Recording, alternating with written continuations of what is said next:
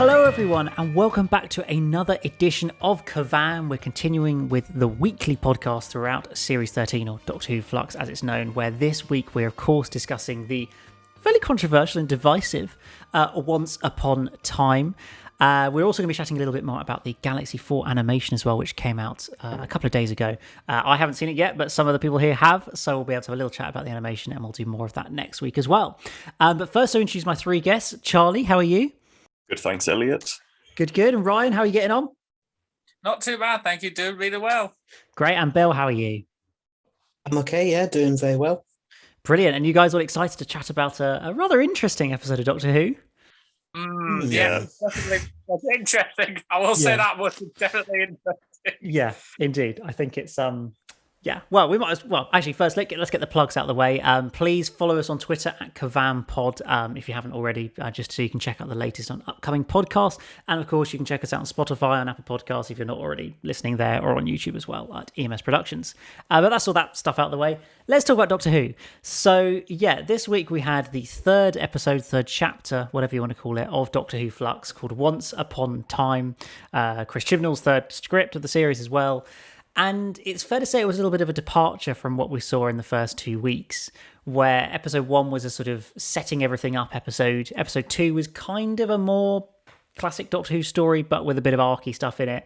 And then this week, from the very beginning of the episode, was a complete departure from that. Non-linear storytelling, a bit all over the place. Charlie, start me off. Give me some of your initial thoughts on Once Upon Time. It's a very confusing episode. Like, I've watched this 2.5 times. I've watched it once. I like the half. Yeah, and a half. I started watching a bit earlier, and I thought, tell you what, I've just had a day of exams at school. No, I'm not watching this. This is too confusing. So I'm going to continue probably tomorrow. But I've watched it 2.5 times. Yeah, I still can't get my head around half of this episode. I'm sure I will learn to appreciate lots more of this later on in the series, and I'm positive I will like it a lot more. But I feel at the moment it's very scattershot and confusing. Lots of the stuff I liked, but none of it I really understood very well. I watched it for a second time today. I'll come to you, Ryan, and Bill in a sec, but I watched it for a second time today. Haven't watched it on Sunday, obviously. And I felt like generally I was able to follow it. Like, there were kind of only a couple of bits where I felt like we really didn't know what was going on, which was the Williamson bit, which, you know, it's my Williamson random moment of the week that we seem to be getting in every single episode. I still yet to have any explanation for any of that. I feel like he's got to be like the most significant character of the season because he's in every single episode, but who knows? And obviously the stuff with Orsoc, or if you don't know who she is, the mysterious grey-haired woman that the Doctor meets towards the end of the episode. That's kind of the other bit for me where I'm like, I don't know what this means. Ryan, you look going on chip in. Go for it. Well, I have sort of my theory about who that lady might be, but I think I'll save it later on. Okay. But, okay. Sure. I think it's probably for the best if we save it maybe towards the end. Sure. No, that's fine. But outside of that, I feel like in the most part, I at least understood what was happening. Albeit I think it took the second watch to kind of get more of the gist of it than the first one. I will say on first watch, it wasn't the sort of thing that you could just, you know, sit down, zone your brain out of the world and watch it and enjoy it. Ryan, give me your initial thoughts. Oh boy, gird your loins, people, gird your loins. I think this might be my least favorite episode of the series. I'm not entirely sure. I mean, I did watch it twice. I did watch it both times, and I felt I did sort of understood it, but my main issue is just sort of why is it presented the way that it is, because of how scattershot it is, but how much they're just throwing at it. I mean, I get what each segment is about. I sort of get it, well, for the most part. I sort of get the general gist of what's going on in each scene and who the characters are and what it's meant to be all about. But how the decision to present it the way that it was just it really baffled me after the first time and even the second time watching it. I mean, if someone was to explain to me what it was all about, I'll be like, I don't know, something about going through time storms and reliving past or future events and filters, and there's also this other person's subplot that's interjected a few times throughout. Maybe, I think it's sort of so. Yeah, and after both times, I just thought to myself, "Why are you the way that you are?" Episode, why have you chosen to be the way that you are? I mean, it's. Mhm. And I'll be honest, it makes Warriors Gate look like a coherent, simple masterpiece by comparison that's easy to follow. Yeah, and well, I think we've probably all seen Warriors Gate and have all gone through that process of not really knowing what's going on with that episode. I feel like I couldn't tell you the plot of Warriors Gate right now, but I'm sure one day I'll watch it again and then we can, figure it all out. I mean, with Warriors Gate, as bizarre as that was, at least there was at least a simple idea at the heart of it that you could sort of follow about. The Farrells have been held captive by these slavers. The Doctor and Romana have to get them out while also trying to get out of E-space. At least that's sort of the central thing that's easy to understand. Whereas with this, there's so much going on that it's hard to kind of follow a central through line through it all when you have to concentrate on so many different things with Belle's story, as well as following all the other stories with Vinda and the companions and the Doctor or / the fugitive Doctor and all this other stuff. It's yeah. It was definitely a lot, even from both the first time and the second time. Yeah, it's definitely an episode that requires effort from the audience. It requires you to choose to engage with it and choose to think about it and, really make an effort to follow it, because otherwise you just won't. And I don't know if that's necessarily a bad thing. It is just a thing that I think is part of the fact that the series is the way it is this year, being this much more serialized. And I think it just lends itself into the episodes playing out in that slightly more non-linear way than what we're used to of a, standard beginning, middle, end alien invasion plot or something, Monster of the Week that we've had in the past. I think that just the format this year just lays itself to doing something a little bit different. I don't know. That's just my thought. But I will say, there's nothing wrong with apps that just go do this sort of bizarre thing. As I said, I do applaud them for trying to do something this risky, this sort of experimental. But yeah, if someone was to miss like a minute or dialogue, like a line of dialogue, or miss this little bit, well, good job trying to follow up the rest of it, because if you miss a single beat, you're just going to get completely lost. With sort of comparing it to the Sontaran one from last week, even if I missed like a beat or two, I feel like I could still follow what's still going on in that story. Whereas this, you kind of need to watch all of it from beginning to end. Yes, it requires your concentration. Certainly, it's not an episode to get your phone out halfway through, is it, and start scrolling through Twitter or something, because otherwise you're going to be in a bit of a difficult position. But Bill, what did you think of Once Upon a Time? Yeah, I know it's going to be a bit of a controversial opinion here, but I think ultimately I did like it. I really liked it, but I don't quite get why I liked it, because for a start, I get completely what Ryan and Charlie were saying with it being so complicated and so much stuff going on. I'm surprised that it was written by Chris Chibnall and not Stephen Moffat. Really. Indeed, many people have seen that said on social media a few times. Yes. Yeah. So yeah, it's a very funny episode, because normally these types of episodes are not always my cup of tea either. Like I say, with when Stephen Moffat used to do them, sometimes they'd be okay, sometimes not so much. But with this one, I can't, like I say, I want to kind of explain more about why I liked it, but I can't, because ultimately, I don't know. I just feel like just something about it just really worked for me anyway. Yeah. But I completely understand why people have got problems with it, and I completely get when like I say, Charlie and Ryan were going on earlier about how complicated it was, because it is a very complicated story, definitely. And I don't really think we'll have the whole answers to what was actually going on in it until probably the end of the series, if that. But yeah, I mean, obviously, I loved the stuff of the Fugitive Doctor, and I was really happy that they brought Joe Martin back. I mean, it was kind of, it was pretty obvious that they would bring her back at some point. But yeah, still really enjoyed it. I liked getting to know a bit more about the Doctor's past with Swarm and Azure, and then kind of finding out what exactly Passenger was. I mean, not completely sure if I get the whole idea of it, but it's it's an okay idea.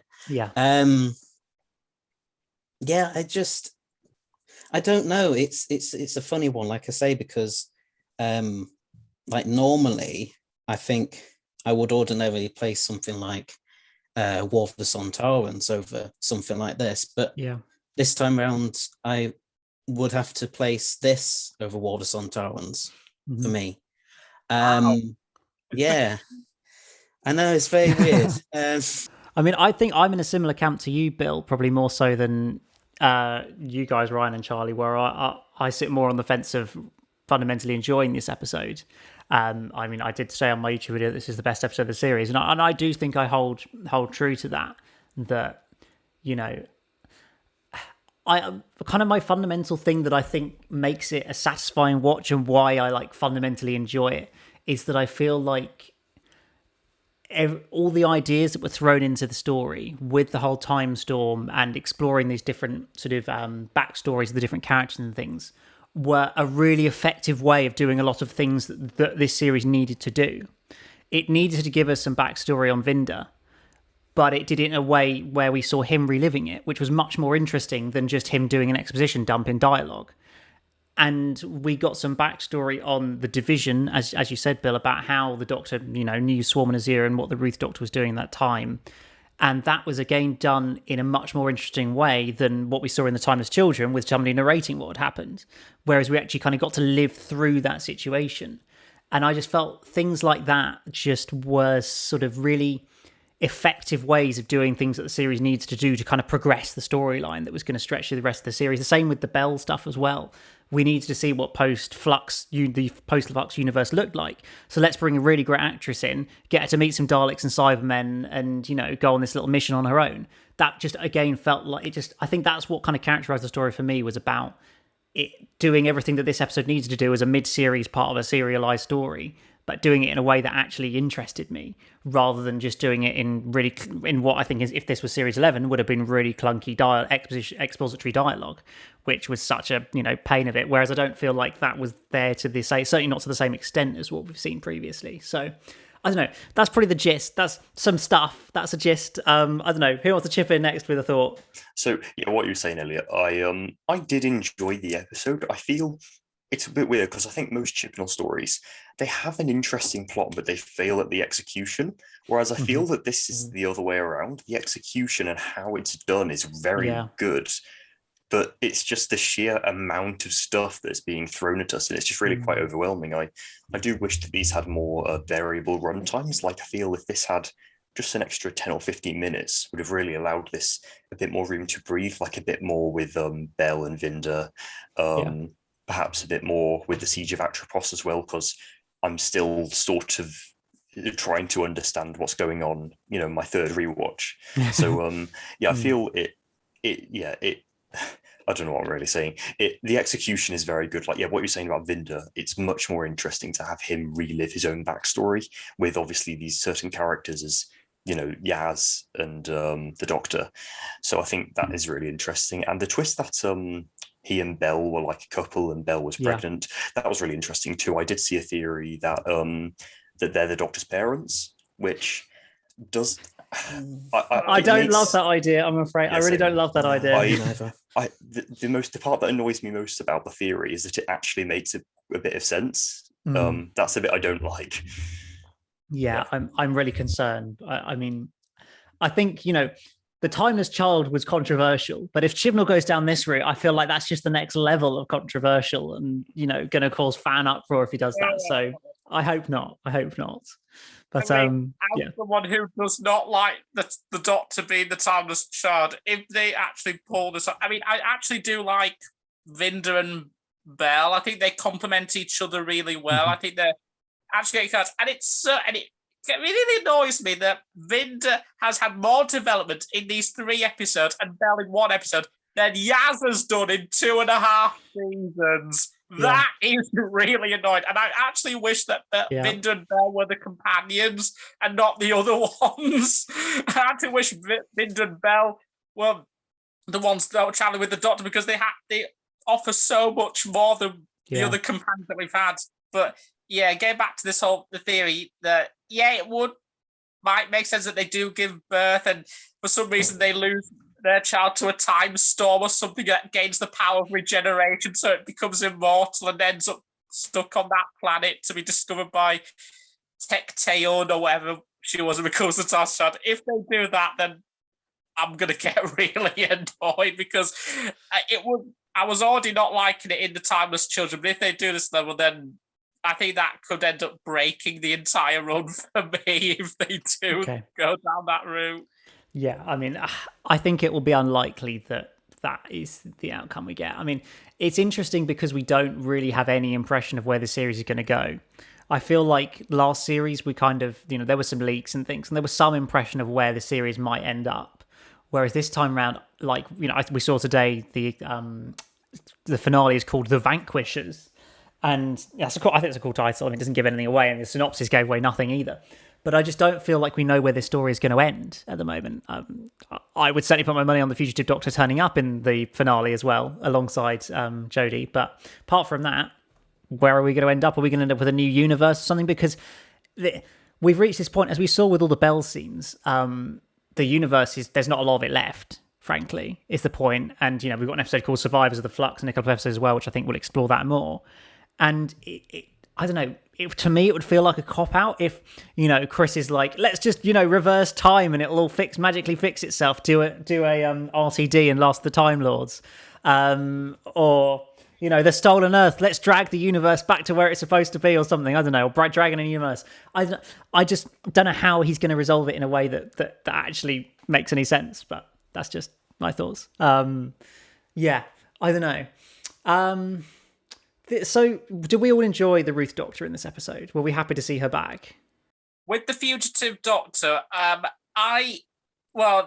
with the whole, because in episode 1 where Swarm says, I remember you and the battles we've had, I called that it was going to be the fugitive Doctor. I predict that that's going to be their way of bringing back the fugitive Doctor. And I was so right. They do show like the final battle at the Temple of Atropos, and it was nice how they handled the transitions between Jodie's Doctor and the fugitive Doctor, although I do kind of wish they showed more of the fugitive Doctor, not having it keep cutting back to Jodie. Even though Jodie, she did a different kind of performance, like trying to imitate Jo Martin. I thought she did a good job, but I just kind of wish I would like to see how Jo Martin do it properly, her properly confronting Swarm and Azure, and how she would have handled the scenes, because I feel like it would have made it, I don't know, a bit more believable, I suppose, but I don't know, maybe that's just me. But it was interesting with the conversations, because Swarm says that there's this whole planet of time, that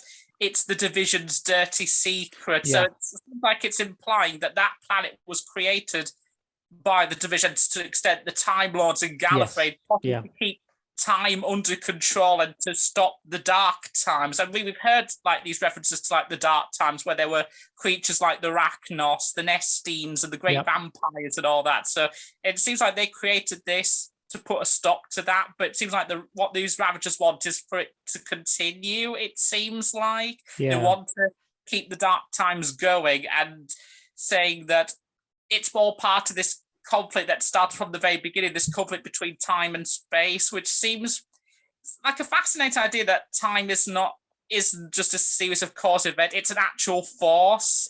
And it seems like That seems like an interesting idea, and it seemed. And I feel like I don't fully understand that concept yet. Like, I don't quite. I think that was one of those things where I was a bit like, what we call.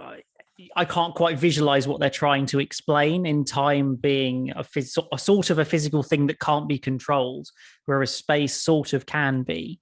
I felt like that was a little bit sort of, poetry and words that doesn't necessarily mean that much at this point in time. I'm sure it'll become more apparent.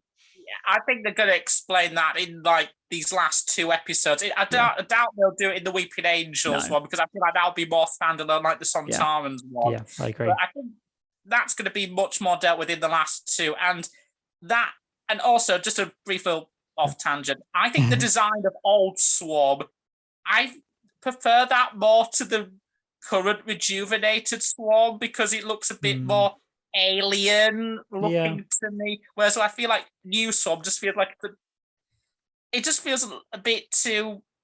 I can tell it seems like a guy in prosthetics, even though that actor's doing a great job. Yeah, I prefer the actor of Sam Spruill, who plays this sort of current Swarm. I prefer him as an actor, but I agree the actual prosthetics I think are probably better and more sinister on the older one. It looks more alien. Yeah. It's more. I feel like it's more alien and more menacing. But for me personally, and that scene at the end where she's confronting this sort of older woman, Barbara Flynn's character. Yes. I have a feeling that's going to be Tecteun. I think it might be Tecteun, because it seems like the way she's talking to the doctors, she's acting a bit like a parent or something like that, which might give it a bit of credence. It might be Tecteun, or it could be a future version of the Doctor, possibly. I don't know, but I'm willing to stick by Tecteun. Is the woman from the End of Time also Tecteun? Yeah, maybe it could be now. It could be anyone. Who knows? It could be Susan. It could be Ramon. It's the Rani, obviously. Yeah, how did you not get this? Yeah, it could be or they could throw in a loop and say it could actually be Omega all along. But so I think that's what they seem to be. I like the fact that it's sort of building towards this bigger. It's much more. This conflict is much bigger than the Ravagers. It's something that extends to the whole of time and space. I like that concept because it seems like they're trying to make the stakes much bigger for this final season. Yeah, I'm willing to take a bet that it isn't going to fully end with the Vanquishers, and it will continue into Jodie's last episode. Yeah, I agree. That'll be more likely. My only concern is, will they have enough breathing space to properly, fully realize these ideas? Because even with this episode at 50 minutes, I felt like they got through a lot, and I think probably to echo what Charlie said, piling all this much to try and get through, it could have easily had another 10, 15 minutes to give it more room to breathe and to execute and make it much more digestible, as opposed to what we ended up getting, which just felt like, this needs multiple rewatches to get a full grasp of what it is. Yeah, I mean, I know with the next episode and episode 6, they're both an hour long, and then 50 minutes for episode 5. So at least two of the last 3 are going to be a sort of extended episodes, which hopefully will give us some help on that. And you were mentioning about the stuff about the Dark Times and things. I also thought there was a notable line of dialogue that Vinder, whoever he's meant to be, I don't know, we'll talk about that in a second.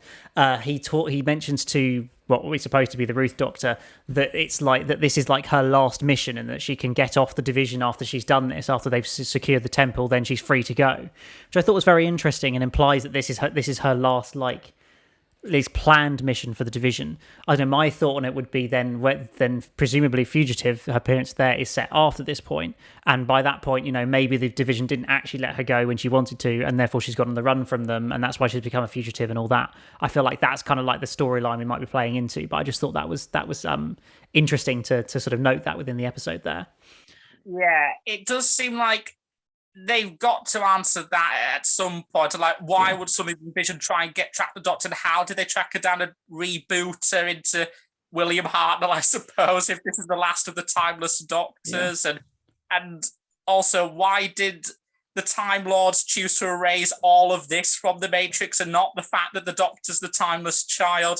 And also, I mean, this is a quite off tangent, sorry, about why it is that the fugitive Doctor still refers to herself as the Doctor and why her TARDIS looks like a police box. That is starting to really bother me a little bit. This is stuff that I do believe will be explained. You know, I remember there was a quote from Chris, I don't know if it was after Fugitive or whenever, but it just said that basically him saying, I'm very aware of the continuity. And it didn't strike me as him, you know, being lazy and not thinking about the fact that it wouldn't necessarily make much sense for it to be a TARDIS, or to be a police box for the TARDIS to be that way. So I'm inclined to think that he will do something about that, and that will become ultimately explained. And I think, as you say, the kind of mind wipe stuff, I mean, you could say we've already seen the mind wipe happen because we saw it in the Brendan scenes in Essentially the Cybermen as the Timeless Children. So I think that will be addressed because we've kind of seen the like covered version, the sort of whatever phrase they used. I can't remember the phrase they used, but the filtered version. That was it. I'm sure that will be tackled at some point. I don't know, Bill. Where are you with all the sort of division stuff? Like, are you enjoying that? There's a lot more focus on that in this series. Is that kind of what you were hoping the series would be about, and particularly obviously this episode, or would you prefer it to kind of steer away from that? Yeah, I mean, I just give my kind of brief history, as it were, of the whole Timeless Child thing. I mean, initially, initially when I think we had the Fugitive Doctor revealed to us at the end of Fugitive of the Judoon, I was very kind of like confused and a bit sort of annoyed about it, like introducing yet another secret, unknown incarnation of the Doctor and everything. I think then what happened with the Timeless Children for me is that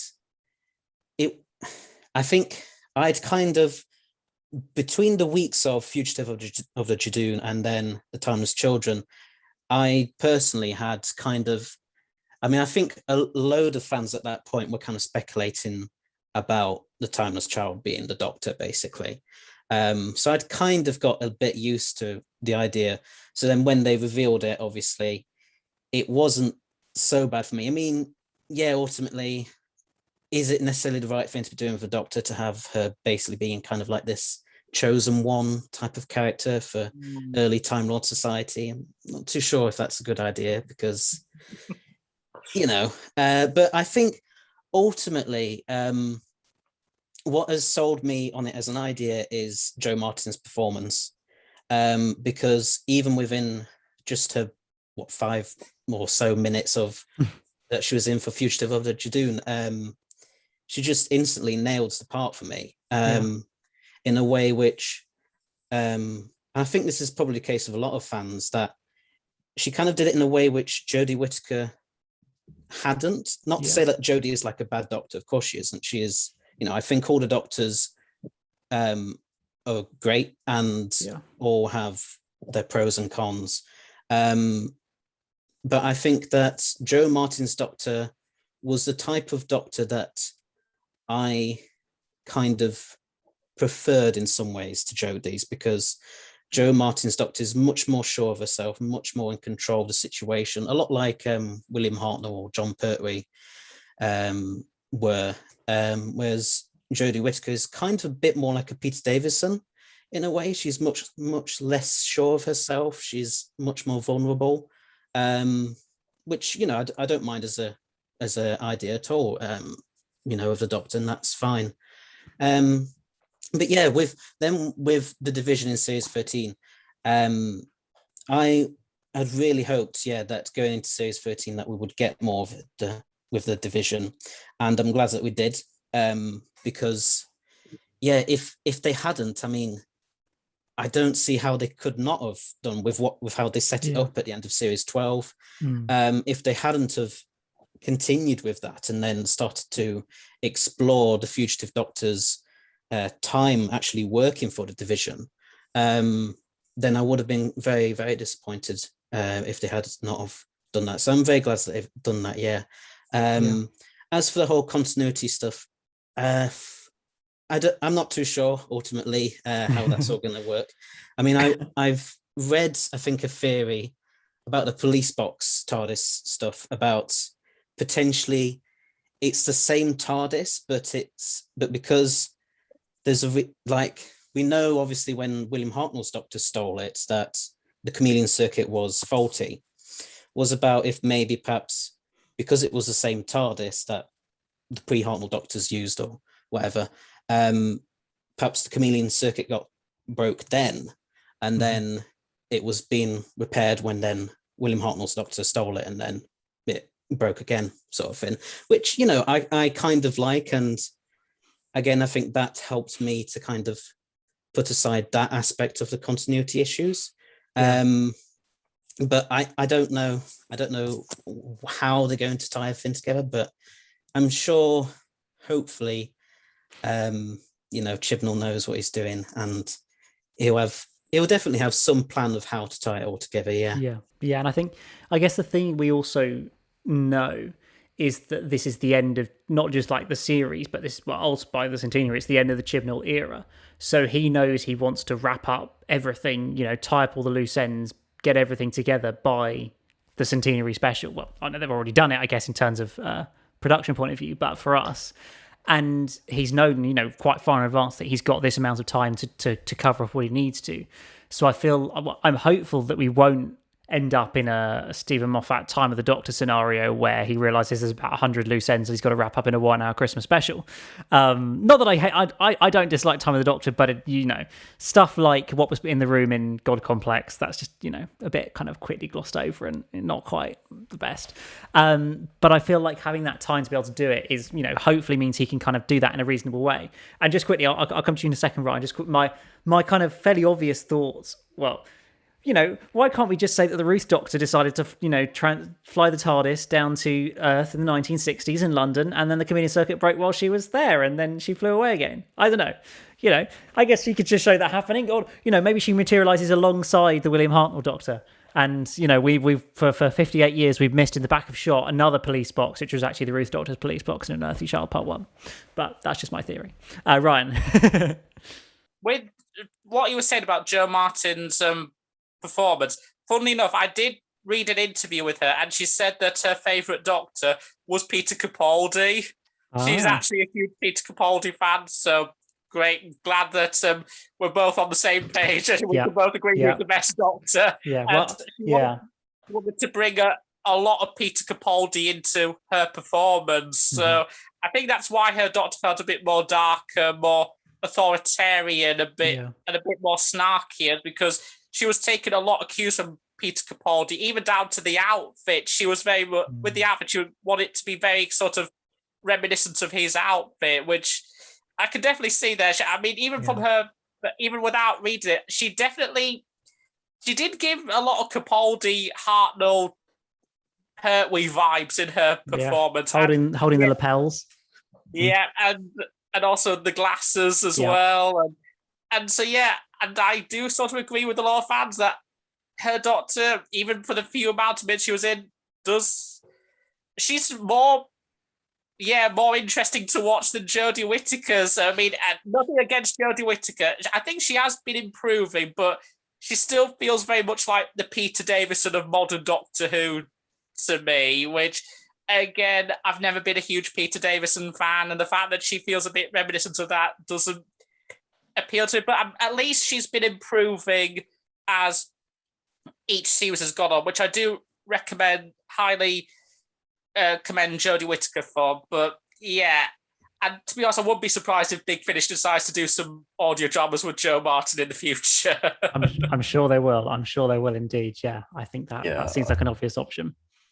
I think if and when, I guess, Big Finish gets the rights to the Chibnall era, although a Dan and Carvanista set would be my first choice, they're probably going to do a Ruth Doctor division set, I'd imagine. I think there'll probably be about 10 of them, I imagine. It's you know, a pretty clear cow to milk forever, because there's a limitless amount of stories you can tell within that narrative, and now you can have any person play the Doctor as a Doctor from the pre-Hartnell time. So they'll be loving it once Chibnall goes and they have the license to that era of the show. They'll be right on board with that, won't they?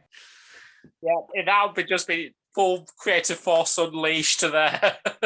So yeah, I think it's interesting as you say, Ryan, that the Ruth Doctor and Joe, modelled her performance on Capaldi's Doctor, and I think it's fair to say you can kind of see that.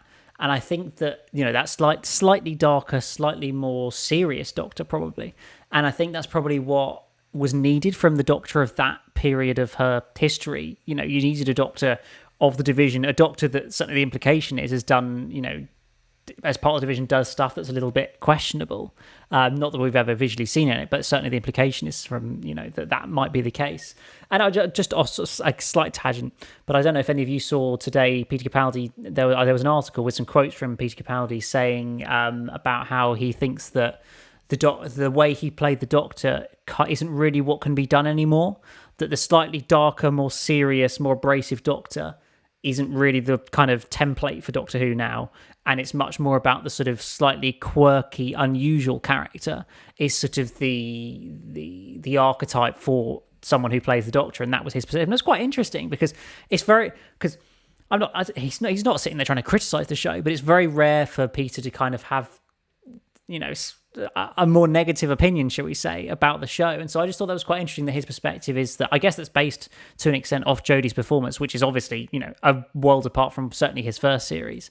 And just a more maybe lightweight performance, a more friendly performance that Jodie brings in than certainly the earlier Capaldi did, and even in Series 10 as well, I think.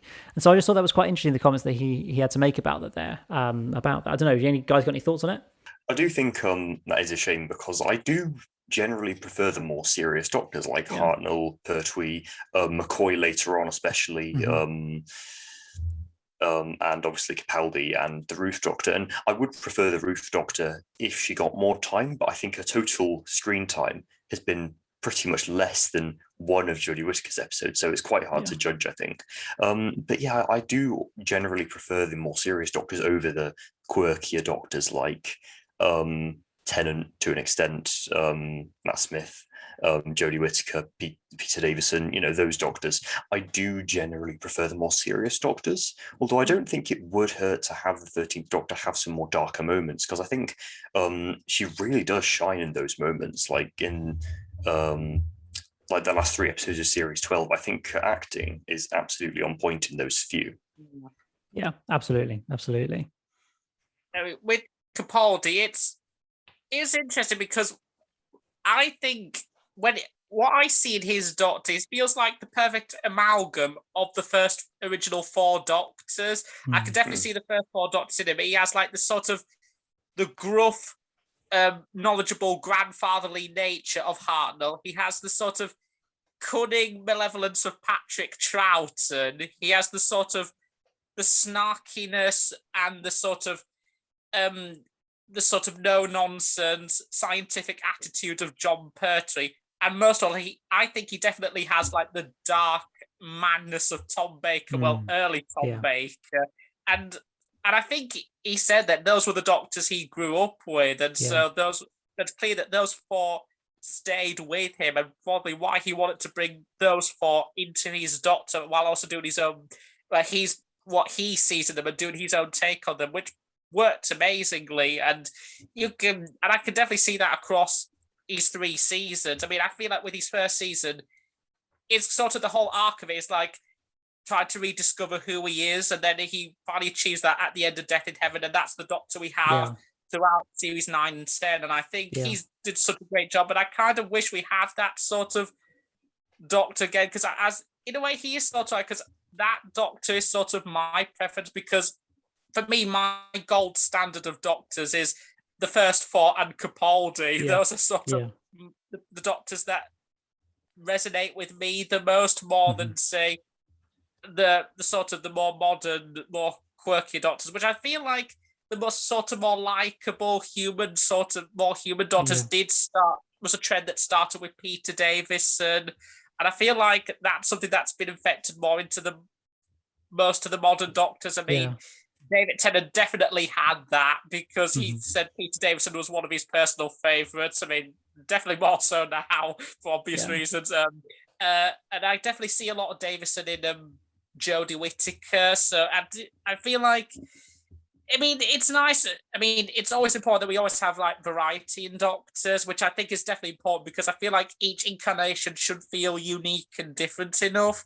But if I was to choose which one, I think I would sort of have to agree with Capaldi that I feel like having a more darker, more cunning, more alien Doctor is for me much more it's riskier, but it's much more attractive and more fascinating to me than there's more of a sort of light-hearted, more human, more more humanish Doctor. Yeah, exactly. Yeah, I think it's very interesting. And speaking of Jodie's Doctor, I thought we got some interesting stuff this week. When obviously the series is a lot about self-discovery. That was the magical phrase that Jodie and I think Matt Strevens used before the series started. And I feel like more than previously, we've saw a lot of that in this episode. And we get towards the end of those sort of well, not flashback sequences, but her experiencing her past sequences where she's, begging the Maury to be able to see one more moment and then gets this brief moment with Orsock that's completely confusing and then gets pulled out of that. And, she's basically, once she wakes up in the Temple of Atropos, she's like an emotional wreck, essentially. And, he lashes out at Yaz, getting pretty mad generally and, can't deal with the situation that she's in. And I don't know, I think it's just quite an interesting route to take the character down, where she's kind of becoming so sort of obsessed and focused and unable to cope with the fact that she doesn't know who she used to be. And to the point where it's, leading her to kind of losing herself, really. And I do wonder whether that's going to kind of continue to become more and more of a feature through the later part of the series, where, her desperation to find out about her past maybe causes something bad to happen or something. I mean, maybe that'll tie into the whole Flux thing, because, apparently the Flux is because of the Doctor, which is something. I don't know, I just feel like we're going on quite an interesting character journey with the Doctor in this series of her struggle, trying to find out, but also struggling with this whole situation around finding out what happened in her past. I mean, Bill, what's your take been on sort of Jodie's Doctor in this particular series so far? I think I've enjoyed the much darker moments that she's gotten in this series, definitely, because I think for me anyway, kind of my favorite Doctors are always David Tennant and Tom Baker. And for me, I think those two represent perhaps the best way of going about playing a Doctor, which is to kind of be a blend of the darker elements as well as the lighter and quirkier elements. I think Jodie's Doctor started off in series 11. I think, to be honest, again, I'm not trying to be disrespectful to Jodie Whittaker at all, but I think it took her until Resolution ultimately for her to really find her feet with the part. I think she spent most of series 11 trying to figure out what kind of Doctor she wanted to portray. Yeah. And then with series 12, again, it's another thing which I do like. Again, as much as I have my problems with the timeless child idea, it's another thing which I do like is it makes her Doctor start to question herself more. Like, is she really who she thought she was? And what exactly did she do in this like previous parts of her life that have now been taken away from her? And so then for that to then be continued in series 13, I really liked it. I think towards the end of this episode, I was kind of a bit sort of like, when she snapped at Yaz and then Dan, as much as, again, I liked it, I was kind of thinking like, hold on a minute, can't you just kind of like, I know it's the Doctor, and the Doctor as a character does like to be mysterious to an extent and everything, but I kind of wondered why she couldn't just explain how she felt more, especially with Yaz. I mean, with Dan, I get it because she's only just met him, but with Yaz, they've spent like 2 and a bit series together now, and they've had, obviously before this series, loads of time just being the two of them. So I don't know, it's yeah, it was a bit of a strange thing for them to her be snapping at them, but at the same time, I do honestly like that in a doctor, for them to just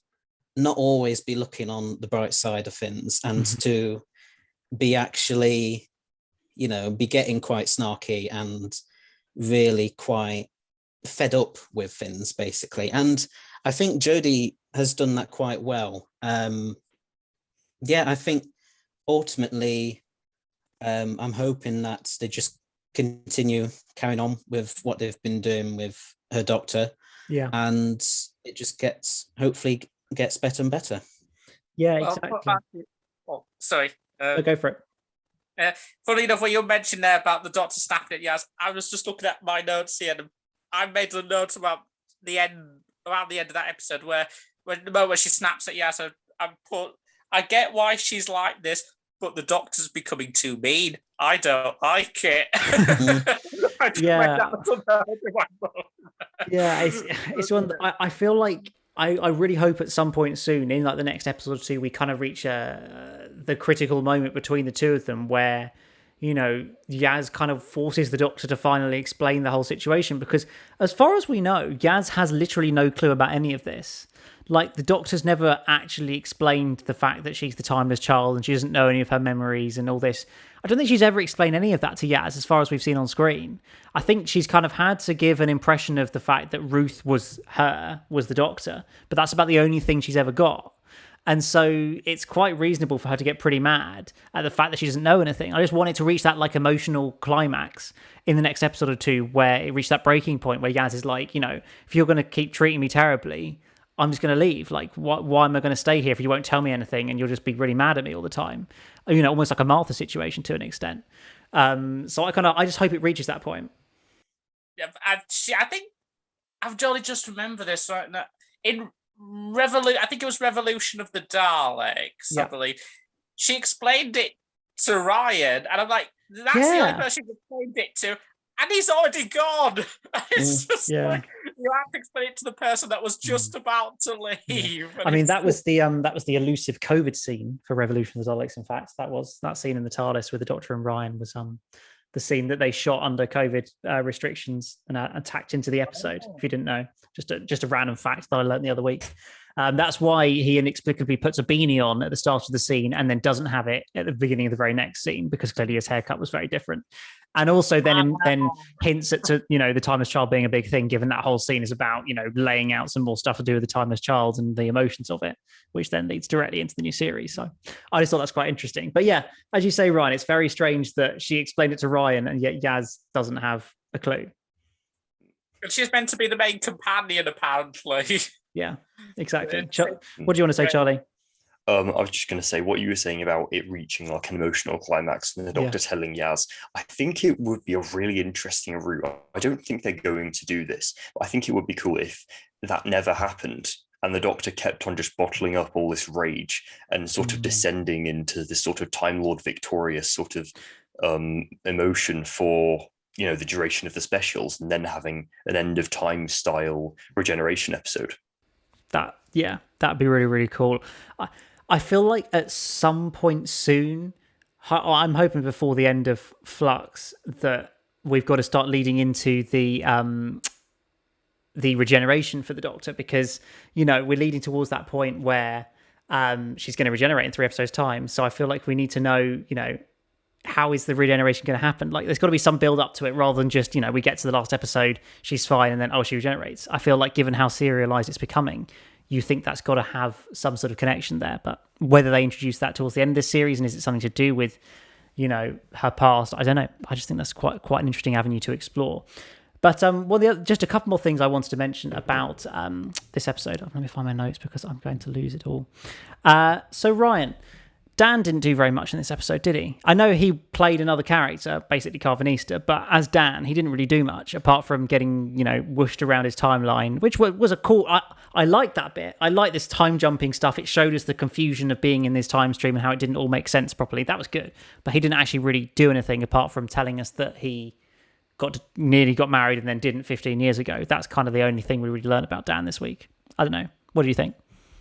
Yeah, it's kind of decided for this week he wants to take a page out of Yaz's book and decide not to do much. It's very weird, and it's strange that Vinda and Belle get the most development and feel like more well-rounded characters. While Dan and once again with Yaz, just feels like they're just along for the ride, and it's just all it does is it just keeps me thinking, why weren't Vinda and Belle the companions for the season? Why weren't they traveling with the Doctor when they have the more to do with the Flux and all the events than Yaz and Dan? It's just it's really weird, and I'm just hoping that they actually give them more to do in the remaining, well, again, to an extent, 6 episodes of this run, and they actually feel more like well-rounded characters by the time Whittaker leaves at the end of this. So I'm really hoping they actually give them a good reason for Dan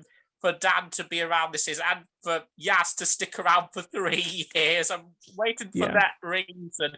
And just throwing another short tangent, just to know, I'm willing to place a bet that for her last episode, her last enemy is going to be the Master. Yep. I have a feeling it's going to be, because Sacha Dhawan's Master was the one who started this whole quest to an extent by destroying Gallifrey, which we don't know about how he managed to do it single-handedly, but whatever. So it's just, I'm willing to place bets that he's going to be the one that's going to see her off. I'm willing to bet they're going to pull a Logopolis. I would like a Logopolis, or end of time scenario, I guess, as well, would be quite fun.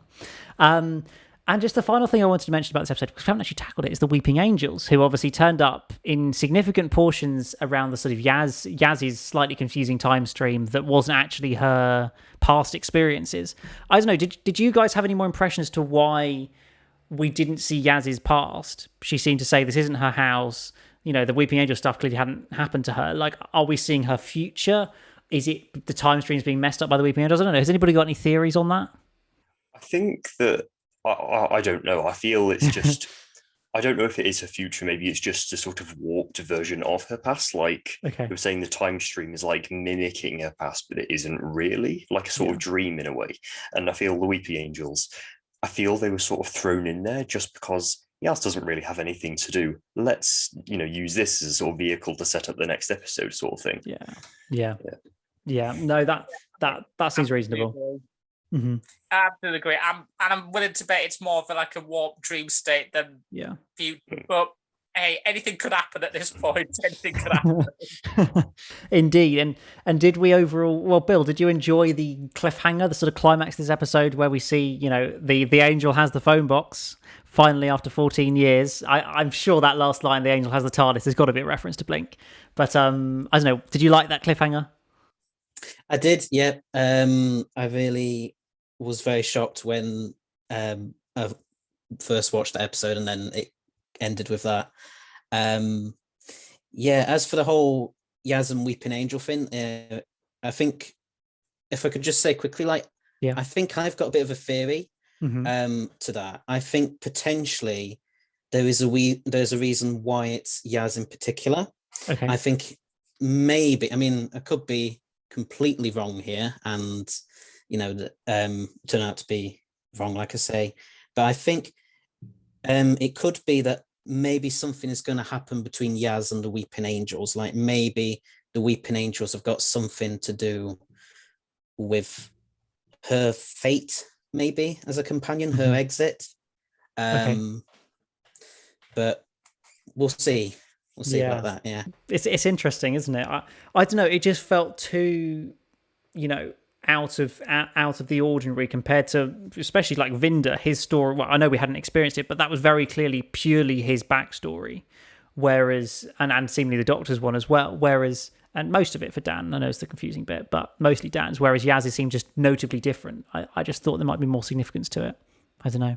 Yeah, I'm worried that if the Weeping Angels are tied to Yaz's fate, wouldn't it feel like a bit of a retread of Angels Take Manhattan, where they were the ones that finished off Amy and Rory? To be honest, with Angels Take Manhattan, the only reason they were there were only there to finish off Amy and Rory. I think that was the only reason for them. Which, don't get me wrong, I actually do really like that episode.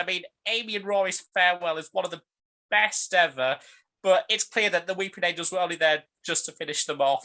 basically. And if they do that for Yaz, it will feel a bit of a retread if they do that. Yeah, I mean, I'm pleased this series, in the most part, definitely doesn't feel like retreading old ground. I just hope that they don't end the series in end Yaz's story, should we say, in that manner, presumably in the centenary special. And well, my final question about Once Upon a Time is: does anybody know what's going on with Williamson? Please help me. Oh my god! I don't have a clue. Neither do I. And why did he have a sonic laser gun? Like, why do you have a laser thing in the tunnels? Like, what is this? Yeah, I don't understand. I've seen so many theories about Williamson. Like, he said something to do with Centaurans. Yeah, there's people who are saying he's the Master. There's people saying he's Omega. There's people saying he's the Doctor. There's so many. He's got to be important though, because he appears very briefly in every episode that has no significance, which means all they're doing is alerting us of his existence before he gets properly introduced in the finale, probably. Yeah. At this point, it's just become a bit funny to me. When he showed up, I mean, when he first introduced originally in episode 1, I was a bit like, what? When he showed up again randomly in episode 2, I was kind of getting annoyed. But now, just seeing him again, I'm just like, well, I'm just so dumbed down by his appearances that I just find his appearance hilarious at this point. So I just can't help but laugh at him showing up now. So at this point, they could do whatever they want with him. And frankly, I don't care anymore, basically, because I just think it's too hilarious, him showing up. Well, how's he going to turn up in episode 4 then? We've seen him in 1820 Liverpool. We've seen him in the Temple of Atropos. We've seen him in the tunnels with a laser gun. How is he going to, turn up blinking as a weeping angel this week, or posing as a weeping angel? I don't know. Or he's going to turn up with Belle or Vinda or something. I don't know. I don't dislike it. I just think it's quite funny, and I'm sure it will all come together and we'll be like, oh yeah, some of this actually makes sense now because of the way this character is. And as you say, Charlie, I think the key thing they're just doing is saying this character is important. Just reminding you he's here because he's going to be really important at the end. We just don't know exactly what that is yet. Another thing that, on the subject of funny stuff, I don't know if it's just me, but some of the CGI in this episode was really wonky. There were points where I was just laughing. The Doctor sort of floating around that point with a tall Maury. The Maury, That just had me laughing out loud. I don't know why, there was something about just the Doctor just floating around like a ghost, and obviously like she's on wires, just and fun to just sort of made me laugh. And that bit when, I think what cracked me up was the bit with Vinda when he's in that office and she's like, don't mind me, and she's just floating around like as if she's a ghost. It just had me laughing out loud. I was just thinking, one minute Ghostbusters are going to show up and they're going to try and crack off something.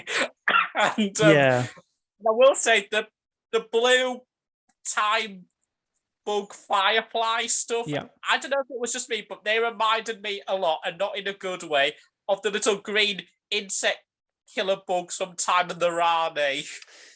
It really did remind me a lot of those effects from Time and the Rani. Clearly the Rani is coming back. Clearly. Confirmed. It's confirmed now. You heard it here first. On KerVAM, it is confirmed. Yes, well, there we go. I think that's a good point to leave this week's, or leave Once Upon a Time for now. An episode that has split the fandom down the middle. Some of us like it, some of us don't so much. But I feel like, are we all at least looking forward to Weeping Angels next week? Oh yeah, definitely. Yeah. I mean, I think the Sontaran one has been the best one, and if this is sort of in that same vein where it sort of stands out, I think I'll definitely enjoy this a lot more than I had with episodes 1 and 3. Definitely. Mm-hmm. That's brilliant. Well, so we, of course, will be talking about Village of the Angels next week. But just quickly before we go, I thought we'd have a little chat about Galaxy 4, that William Hartnell story from the 60s that no one really cared about, except when an episode of it turned up. And now, because it's been animated, and it's got the Chumbleys in it, which were made famous by Peter Capaldi, and the Dravins. So Sorry, I really should take this seriously. The animated release came out on Monday of this week. There was a BFI screening a couple of weeks ago, and it was released on Monday. Unfortunately, I haven't actually had a chance to watch the animation yet, but I know Ryan and Bill, you've seen, I think, the whole story, and Charlie, you've seen one episode of it. So I thought I'd just get you guys your quick thoughts on the actual animation itself. Bill, do you want to go first? I think you said you watched the black and white version. Firstly, had you seen the story before? And also, what did you think of the animation? Yeah, I had seen the story before. Yeah, I've seen what you could of it. well, yeah, I've seen the loose cannon reconstruction, and then I saw. I don't know if any of you remember, but a couple of years ago they released episode 3 along with like a condensed reconstruction on the Aztec, the Aztec special edition. That was it. Yeah. And I watched that.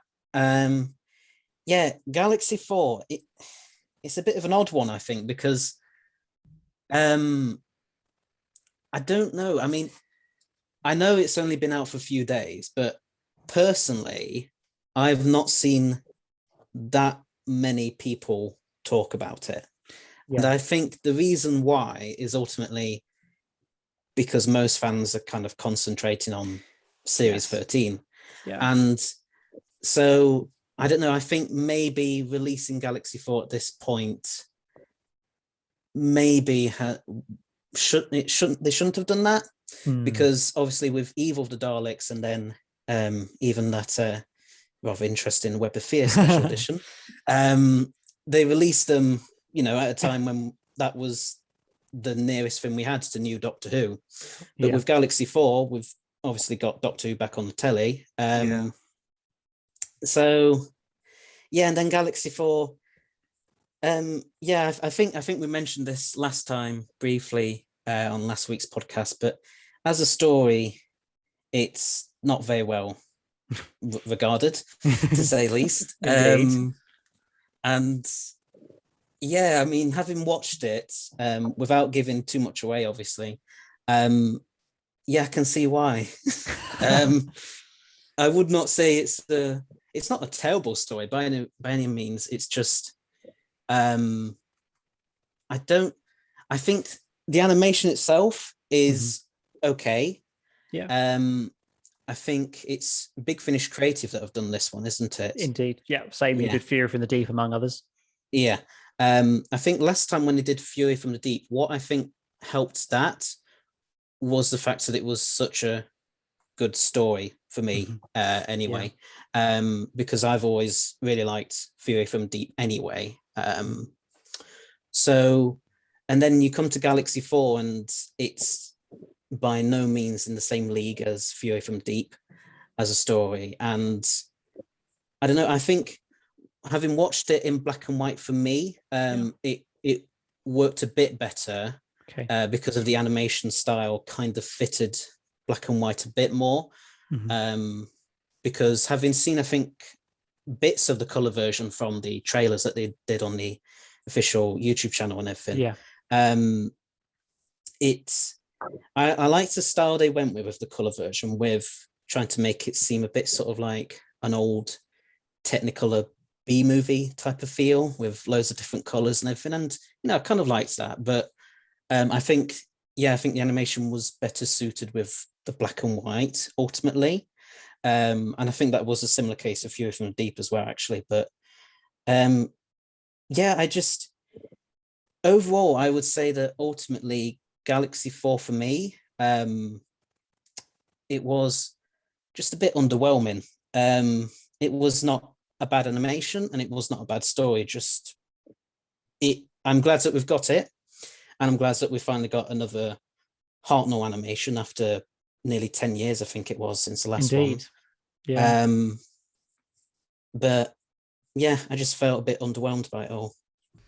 Yeah, exactly. Well, Ryan, I think you said you watched both the black and white and the color version.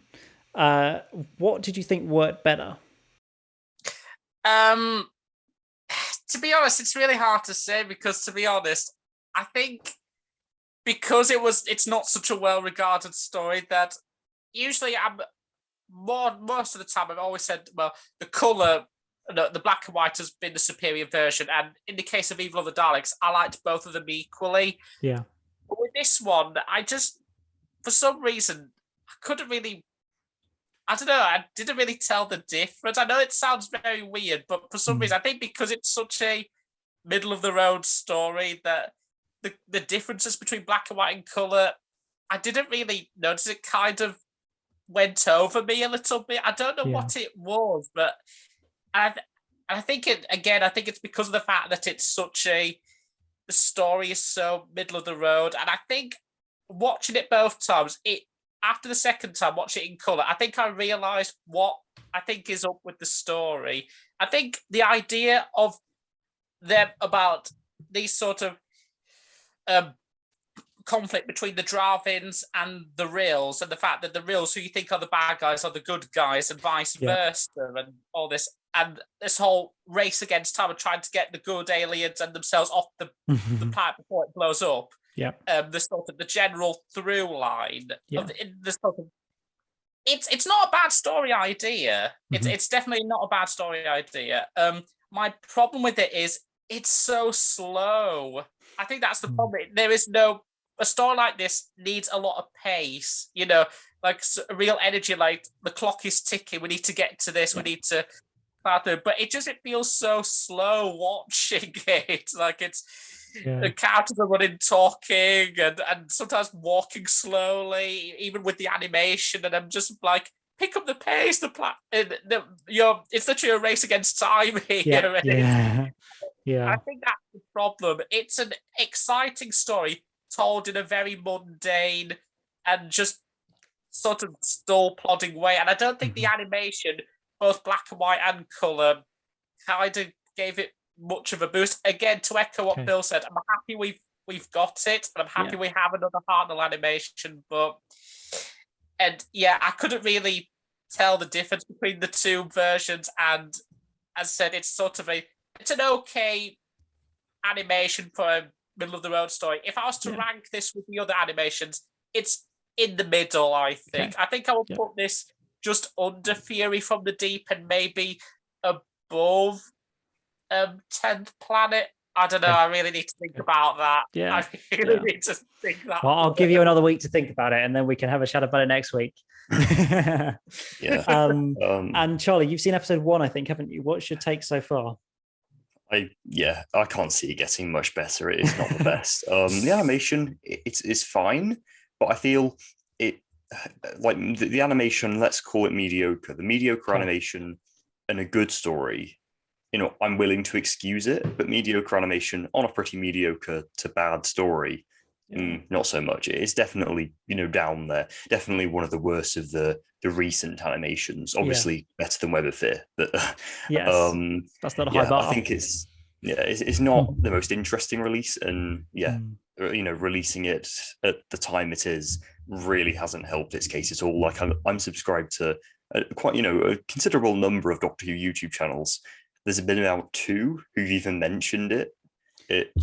Practically no one's talking about it. And when we had Web of Fear, Evil of the Daleks, everyone was. It was, I even saw like a display of them in Tesco's of all places, of Evil of the Daleks. Yeah, exactly. I think it was always going to be a story that was hard to sell no matter when you did it. I think it didn't help that probably a lot of the people who you watch on not you specifically, but people watch on YouTube also went to the BFI and saw it there. So the actual release kind of didn't get as much hype because the sort of people who are posting about it already saw it 2 weeks ago.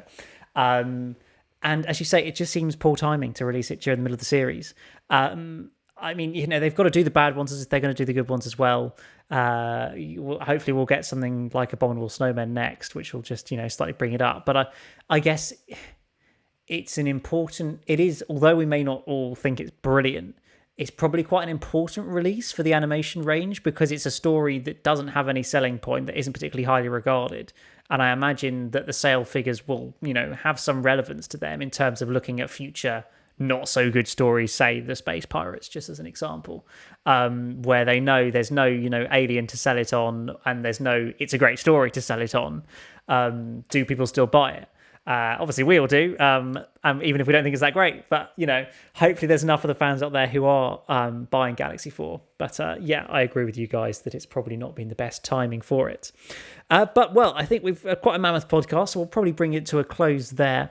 We will have more chat about Galaxy 4 next week, where we'll also, break down the special features. I know there's a great document by Chris Chapman, which I really want to watch, discussing the making of the story and everything. So we'll cover all in more depth next week on Galaxy 4. And, of course, we'll have a good chat about Village of the Angels, the first proper Weeping Angel story since 2012. So I'm certainly very much excited for that. But that's just about it for this week's edition of KerVAM. Please do follow us on Twitter, KerVAM Pod, and keep abreast of us on wherever you get your podcast from. But from me, from Charlie, Ryan, and Bill, it's goodbye for now.